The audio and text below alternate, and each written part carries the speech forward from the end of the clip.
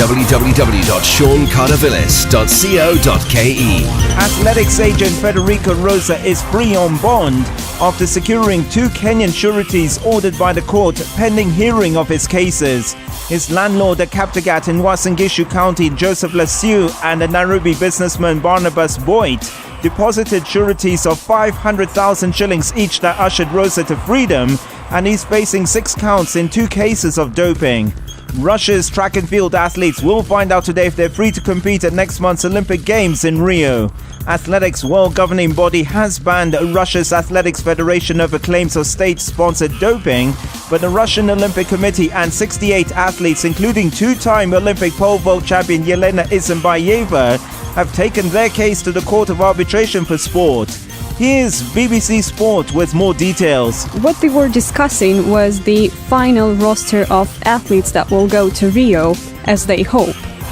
And it strikes that Russian officials seem to be quite hopeful that they will have the support of many international federations in several sports, like water sports and wrestling, and that the Court of Arbitration for Sport will support the claim of 67 Russian athletes, track and field athletes, that have already been banned from the Games.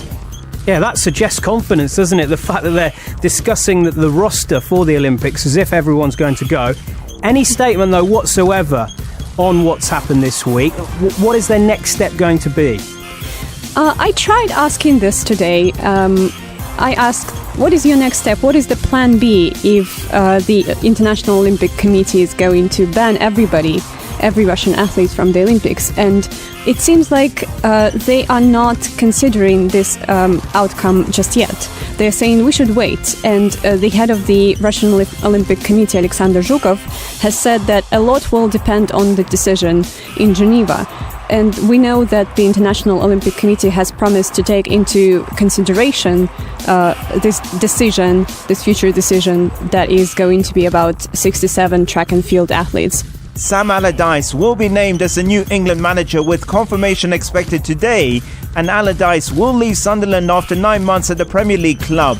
Here's BBC Sport. Sam Allardyce has long coveted the England job. Interviewed for the role in 2006, he was passed over by the Football Association in favour of Steve McLaren.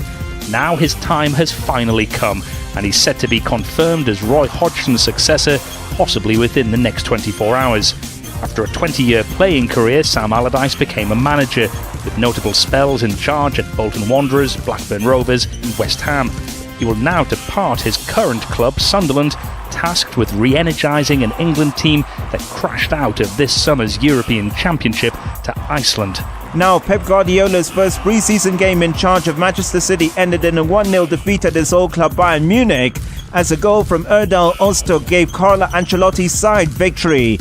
Both sides were missing many first-team players after Euro 2016 and the Copa America, and Guardiola had 12 academy players in his squad.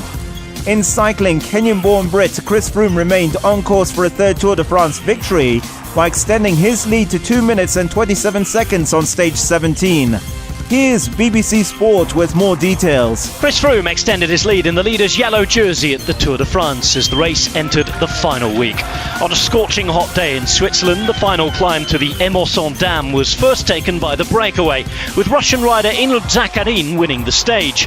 Team Sky controlled the peloton for most of the day, and when the attack came in the final few kilometres, Froome was able to respond.